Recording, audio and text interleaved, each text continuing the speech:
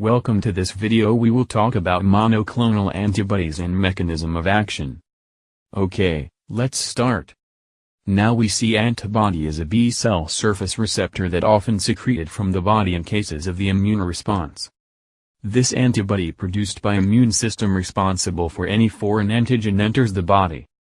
This antibodies have a specific select to any antigen, which can be bacteria, cancer cell or viruses.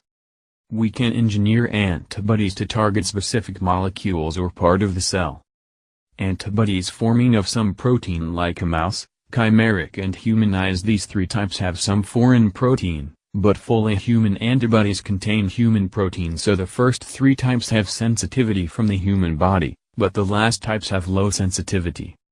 Now we are going to the main mechanism of monoclonal antibodies. The first of these is receptor blocking. Now we see the cell below. This cell has receptor and ligand. This ligand can bind to the receptor and activated this cell. This mechanism depends on the monoclonal antibodies blocking this specific receptor in the surface of the cell. So the free ligands cannot be able to do their action, hence we can change the normal function of the cell. An example of this is trastuzumab. This target human epidermal growth factor receptor 2. This used to treatment breast and stomach cancer. The second type of mechanism of monoclonal antibodies is ligand blockade. Now we see again the free ligands able to bind and activate the cell. Here we are using the monoclonal antibodies specific for a ligand. Most of the ligands moved up. This prevents the ligands from bind to receptor and exerting their respective actions.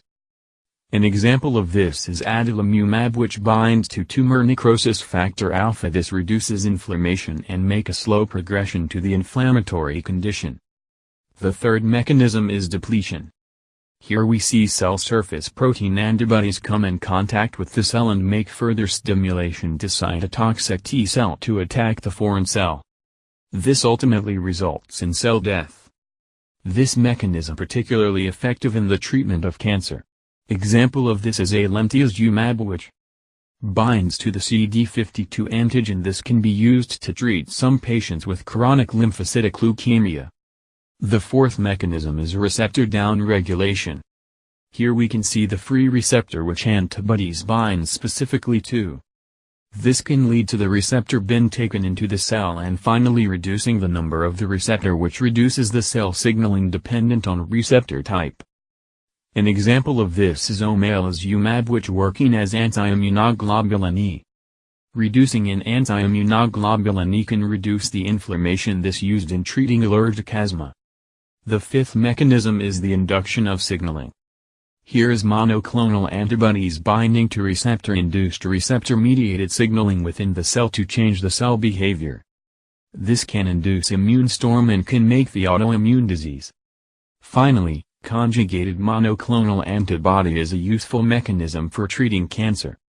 Here we see cell surface receptor binds to antibody has cytotoxically attached with. This can lead to destroying the cell. An example of this is ibrutinib Shiuxetin, which target the CD20 antigen, which is found on lymphocytes called B cells. Thank you for watching.